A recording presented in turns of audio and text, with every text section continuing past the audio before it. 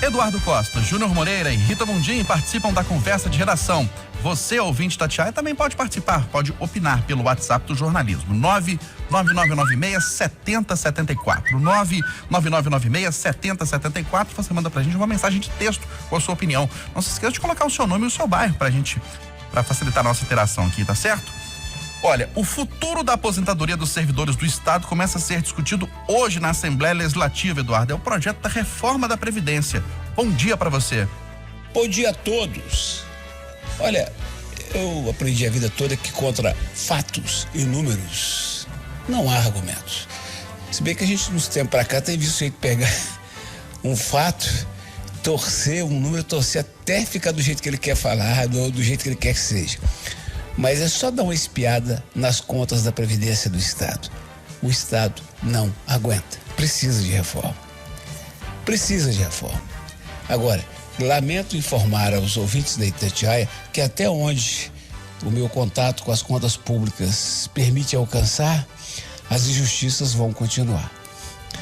Algumas aposentadorias ocorrerão mais cedo que outras, algumas categorias terão salários integrais muito mais altos que outros, mas fazer o quê? Enquanto o mundo for desse jeito, ele vai ter que conviver com a má distribuição de renda. E dentro dela, a reforma da Previdência do Estado é incontestável. Ou faz ou não dá conta de pagar. É isso, Júnior. É um caminho sem volta? Não tem outra solução? Tem não. Bom dia mais uma vez. Bom dia para o Eduardo, para a Rita, para os ouvintes do Conversa de Redação. Não tem, né? As contas do Estado estão de uma forma que não tem condição de continuar desse jeito, né? Agora, até tentei conversar com alguns deputados agora cedo, alguns responderam, outros preferiram não falar sobre o assunto. E isso me mostra que o tema é polêmico, no mínimo polêmico lá na Assembleia, né? E a reforma da Previdência tem, em essência, essa polêmica mesmo, né? Porque o servidor, de alguma forma, se sente, vou colocar bem entre aspas, lesado, né? Porque a reforma da Previdência, em essência, aumenta o tempo de contribuição e aumenta o tanto que ele tira do bolso por mês para pagar. Em essência é isso, né? Mas não tem volta. Essa reforma da Previdência, como foi feita em nível federal, precisa ser feita em todos os níveis, em todos os estados. A gente viu já alguns estados discutindo essa história, algumas prefeituras também, como lá em São Paulo. Isso vai acontecer. Agora, não é um projeto que vai sair de forma muito fácil, não. É um projeto que vai ser demorado porque, repito, em essência é um projeto polêmico e os servidores públicos têm uma força muito grande, né? Nesse sentido de pressão contra, principalmente contra os deputados estaduais. Até porque, em meio aos deputados estaduais, ali também tem muitos representantes dos servidores públicos. É esperar para ver. É uma polêmica que começa hoje e sou capaz de arriscar aqui, Eustáquio, que nós vamos falar dela durante muito tempo.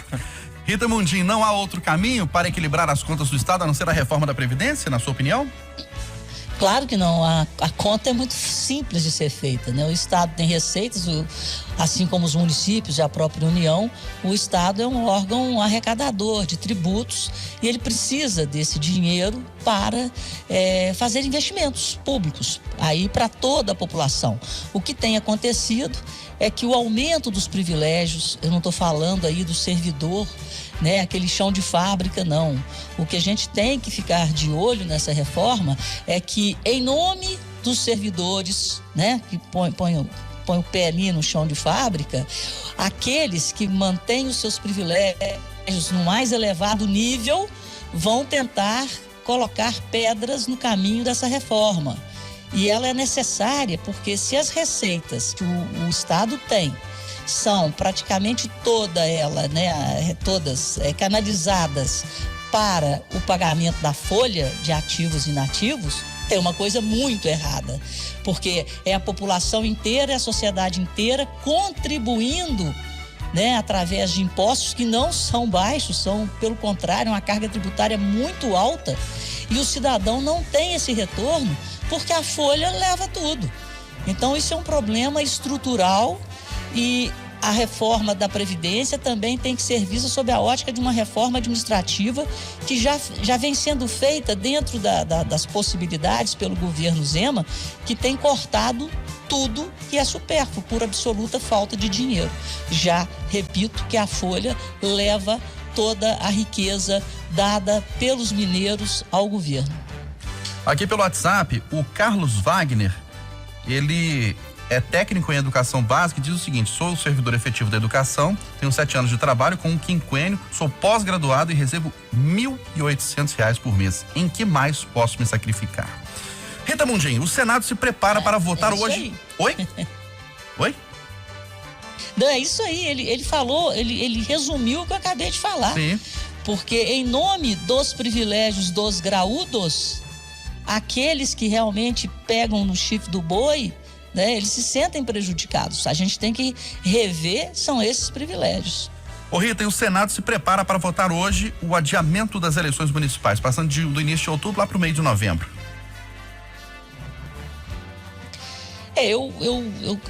O Eduardo já falou muito sobre isso, eu concordo com o Eduardo, desde que esse assunto foi levantado lá atrás. Eu acho que deveriam ter eleições, a gente deveria unificar as eleições.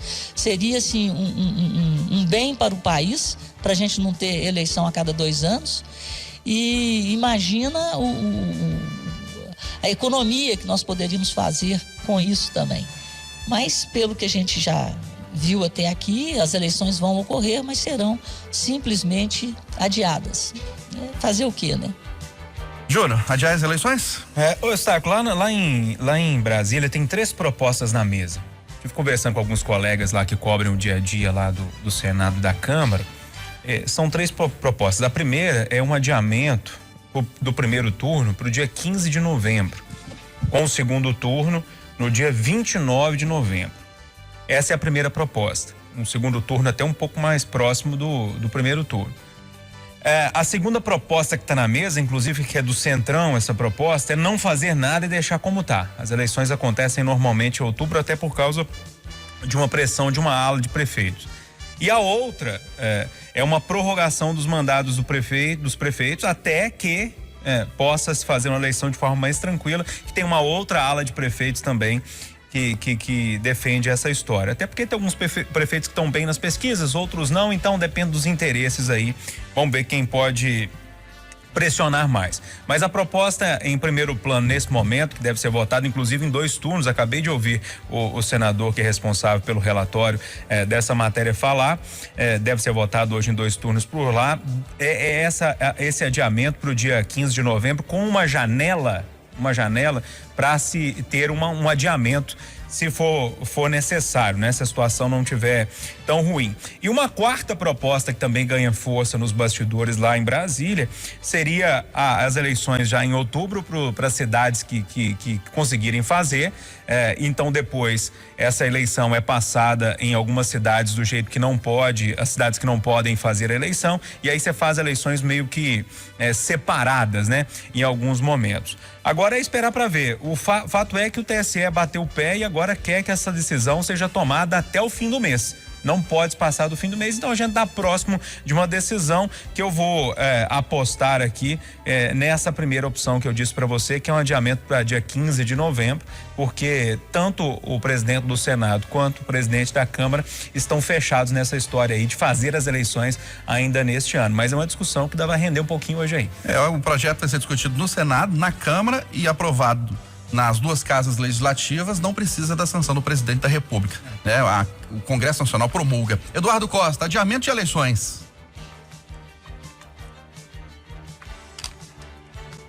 Olha, a Rádio Itatiaia, se a gente for escolher fazer uma eleição entre os ouvintes de 5 dos maiores comunicadores, dos maiores nomes da Rádio Itatiaia em todos os tempos, quase 70 anos, muito provavelmente Olavo Leite Bastos vai estar entre os 5.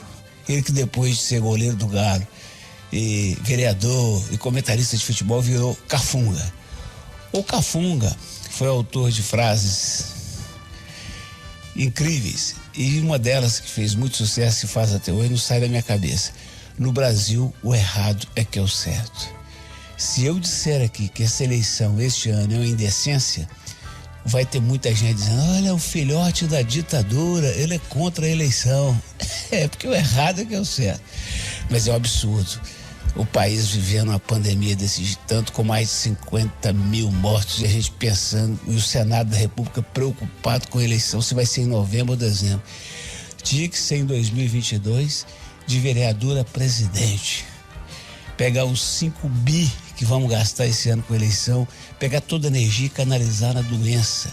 E no que virá depois da doença, o caos econômico, a crise. Devíamos estar todos centrados, mas não. Tem a bendita eleição. E só a bendita eleição pode explicar por que o prefeito de Belo Horizonte e o governo do estado continuam batendo boca no meio da pandemia. Só a bendita eleição pode explicar por que ontem à noite, por exemplo, o líder do prefeito na Câmara de BH, o Léo Burguês, gravou um vídeo sugerindo que Belo Horizonte não receba pacientes com Covid de outras cidades de Minas Gerais.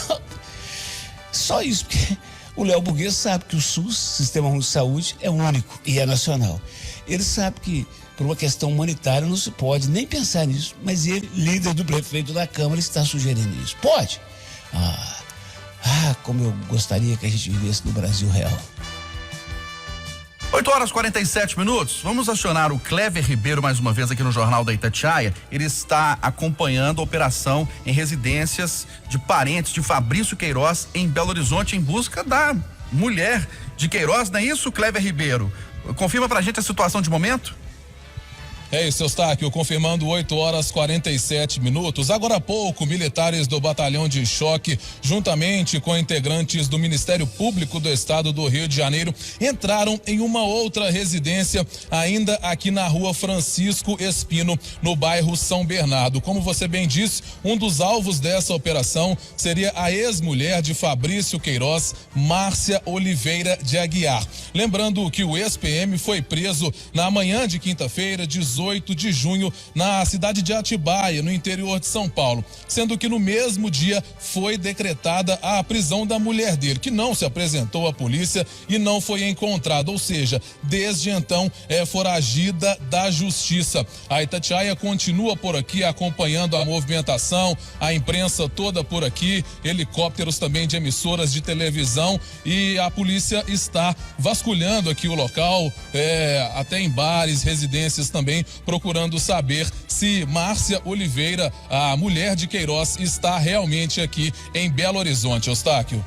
Ô, Júnior, Belo Horizonte sempre tem uma pontinha de algum problema nesse país, é impressionante. Pois é, Eustáquio, interessante que quando estourou esse negócio do Queiroz semana passada, eu ainda brinquei na redação, porque eu lembrava muito bem de uma reportagem que o João Felipe Lolli fez no fim de ano, falando que o Queiroz tinha passado o Natal aqui em Belo Horizonte, na casa deles, aqui na região, na casa de irmãos, enfim, parentes aqui na região norte de Belo Horizonte. Eu falei, olha que ainda o pessoal vai bater aqui, parece que eu tava adivinhando, né, essa situação. Mas é um caso bem complicado, né, de um imbróglio muito grande, e parece que a peça-chave agora para a polícia é realmente a esposa do Queiroz, né? Até porque ele já disse algumas vezes que enquanto não estivesse mexendo com filha e a esposa, a situação estava um pouco mais tranquila, que ele aguentaria o tranco. Após isso, se mexesse com a família, a situação poderia complicar. Então vamos esperar para ver. A polícia já está em outro endereço, né? Agora, endereço mais cedo, agora outro endereço. Não sei, se ela tivesse aqui, eu acho que a polícia já tinha capturado ela, já tinha prendido a Márcia. Vamos esperar para ver. É uma situação que cada dia que passa torna contornos de série mesmo, né? Aqui no Brasil. Acho que qualquer roteirista aí de House of Cards, dessas séries famosas aí que envolvem política, não faria um roteiro tão bem feito como é o roteiro dessa série que nós vivemos aqui no Brasil de política, isso desde 2013, né? Desde 2013 que essa história vem, e parece que a gente entrou numa série que nunca termina. Ô, Rita, Minas sempre tem uma pontinha, né? Pois é, né? Tudo passa por Minas. Minas é Minas. Essas montanhas, elas têm uma atratividade para tudo. Mas vamos ver. Eu falei aqui que o grande lance dessa história seria o depoimento da mulher do Queiroz. Se ela abrir a boca, não sei se vocês lembram da esposa do Celso Pitta. É mais ou menos por aí. Eu acho que vai ser explosivo. E aí, Eduardo Costa? Uai, deixa arder, tem que investigar. É bom demais saber que a Polícia Militar e o Ministério Público estão no São Bernardo caçando a mulher do Queiroz, e a Polícia Civil prendeu lá em Mateus Lema um ex-presidente da Câmara, vereador, O cara é, segundo a polícia, ligado ao tráfico, mandante de vários assassinatos, ameaçou policial. Não, polícia trabalhando, Eustáquio, é tudo que nós precisamos, Ministério Público, investigando tudo. Eu já disse aqui, eu fico achando precipitado, é a preocupação de falar do Bolsonaro, porque quem de nós, né? Eu, graças a Deus, não, mas a maioria dos pais tem filhos problemáticos, né? O Brizola tinha tal de Neuzinha que dava dor de cabeça. O Lula tinha o tal do Lulinha, que dizem que é um dos homens mais ricos do Brasil hoje. E o Bolsonaro tem essas encrencas na casa dele. Se lá na frente cair nele, o pau nele, mas por enquanto, pau no Queiroz e, se for o caso, semana que vem ou daqui a um mês, pau no Flávio Bolsonaro. Ô Eduardo, por falar em pai e filho, mãe e filho, um caso trágico em Sete Lagoas, a Polícia Civil investigando o caso de uma mãe que matou a própria filha e se matou. E a primeira informação que tive ontem do meu querido Oswaldo Diniz é de que uma das hipóteses é de que a menininha sofria muito bullying e a mãe não aguentou. Oh, Deus do céu, eu acho que esse mundo moderno é tão diferente, né? Eustáquio, eu era alvo de bullying de tudo quanto é jeito que você imaginar, na infância e na adolescência. É porque eu era gordinho, é porque eu nunca fui bonito, eu sou charmoso, mas nunca fui bonito, é porque eu sempre falei demais, é porque eu era filho de um leiteiro, lá no bairro a gente era o filho do leiteiro, meus irmãos ficavam doentes com isso, e eu falava, sou mesmo, e ficava amigo da turma. A gente enfrentava isso com mais, administrava melhor, né? Mas hoje o bullying é uma crueldade tão grande que resulta nisso. Que Deus receba mãe e filhas e que a polícia investigue. O que comentar, Júnior Moreira? Eustáquio, isso para mim acende um alerta novamente. Sempre quando isso acontece aqui, eu me sinto obrigado a falar mais uma vez da questão da saúde mental, né? Saúde mental é cada vez um tema que a gente precisa falar mais, alertar mais, e alertar inclusive as pessoas que são próximas às outras, né? O colega de trabalho, o esposo, a esposa, o irmão, a irmã, o amigo, enfim, para tentar treinar esse olhar mesmo e conseguir identificar a pessoa que está com alguma fraqueza mental. Lógico que a Polícia Civil vai investigar, pode chegar em outra conclusão, mas em princípio mostra uma fraqueza mental, um problema de saúde mental muito grave dessa mãe, né? Que mata a filha e se mata depois. A gente precisa cada vez mais ficar atento, repito, às pessoas que estão à nossa volta, porque essa questão da saúde mental, a cada dia que passa nesse mundo mais louco, mais acelerado que a gente vive, toma contornos de tragédia o tempo todo, e algumas vezes a gente fica sabendo, como é nesse caso, outras vezes nem sempre nós ficamos sabendo, né? Então é importante a gente ficar muito atento. E o que dizer, Rita Mundinho, sobre esse caso? Eu acho que é uma questão de saúde mental, né? Ela se deprimiu, ela entrou aí pelo que eu ouvi em Itatiaia, os relatos que tem, ela entrou num alto grau de depressão em função do sofrimento da filha, né? O que a gente tem que falar é o que está faltando no mundo, né? É o respeito. E também, indo em direção ao que o Eduardo falou, as brincadeiras, a gente não pode mais fazer piada, porque as brincadeiras não são mais politicamente corretas, a gente não sabe mais o que é politicamente correto. Então qualquer coisa que você fale, as pessoas tomam como ofensa. E antigamente era tão bom, todo mundo tinha apelido, a gente não pode ter apelido mais e nem colocar apelido em ninguém, porque é bullying, e isso leva starta um certo ódio social. E num país que está polarizado, as coisas ficam mais difíceis ainda. E antes a piada vinha do diferente. Agora não é mais piada, é quase que crime. E é por aí, infelizmente. Ô Rita, oi Eduardo. Pode falar a história do boneco de neve? Claro. Vou acelerar. 8 da manhã, fiz um boneco de neve porque nevou noite passada. 8h10, uma feminista passou e me perguntou por que eu não fiz uma mulher de neve. 8h15, então eu fiz uma mulher de neve. 8h17, minha vizinha feminista reclamou do peito volumoso da mulher de neve, dizendo que ela tinha sido feita com um olhar masculino. 8h20, o casal gay que morava nas proximidades deu xilique dizendo que eu deveria ter feito 2 homens de neve. E aí foi, até o fim do dia. É mais ou menos isso. Fim do dia, o boneco de neve acabou e eu sofri. É mais ou menos isso. Ô Rita Mundim, em tempos de pandemia, Belo Horizonte pode ter cinema a céu aberto, e no Reino Unido, cães são treinados para sentir o cheiro da Covid-19 em pessoas assintomáticas. Eu achei extremamente interessante, né, essa ideia do uso dos cães. Mais uma vez, o melhor amigo do homem a nosso trabalho, né? E eu acredito muito nisso. E lá no Reino Unido, né, pela trajetória deles lá de caça à raposa, eles têm cães farejadores fantásticos. Eu mesmo fui proprietária de uma Jack Russell Terrier, que ela foi desenvolvida lá atrás, né, para ser mais eficiente na caça à raposa. Então é uma tradição que eles têm de desenvolver, nada contra a raposa, viu, gente? Mas é uma tradição que eles têm de trazer o cão, né, para farejar aquilo que é conveniente, né? Então eu acho que vai ser muito bem sucedido e sucesso lá para eles. Qual que foi a outra pergunta mesmo, Eustáquio? Que eu me prendi no cão. Belo Horizonte pode ter cinema a céu aberto em tempos de pandemia? Um desses é na Grande BH, aqui perto de casa, no Alphaville, né? Eu acho muito interessante também. O Eduardo até falou do Fusquinha, de repente o pessoal vai se divertir um pouco mais. Eu acho que o drive-in é uma ótima solução. E lá na Europa o pessoal está fazendo até festa nesses espaços abertos, mas cada um no seu carro, cada um curtindo o som na altura que quiser e trazendo para dentro do carro a festa, né? E é por aí. Novos tempos, Júnior Moreira? Eu gosto de ver as empresas se reinventarem, assim, como é nesse caso do cinema, né? Eu ainda prefiro o meu sofá, assim, o cinema com a minha televisão ali, com mais conforto. Mas é uma opção de entretenimento e é legal ver as empresas se reinventarem e se adaptarem a uma nova realidade. Sobre os cães aí, Eustáquio, é muito legal porque são chamados cães doutores, né? Já tem cão que é treinado, já tem um tempo que essa história vem agora para Covid também, para detectar diabetes, insuficiência renal, hepática e inclusive lá na Inglaterra até câncer, né? E com muito sucesso. E chega agora para Covid, é mais barato ter um cão que faça isso do que os testes aí que a gente não está conseguindo fazer há tanto tempo que a gente fala nisso aqui, né? Tomara que dê muito certo. Eduardo, drive-in para cinema, tudo bem, mas de Fusquinha não, né?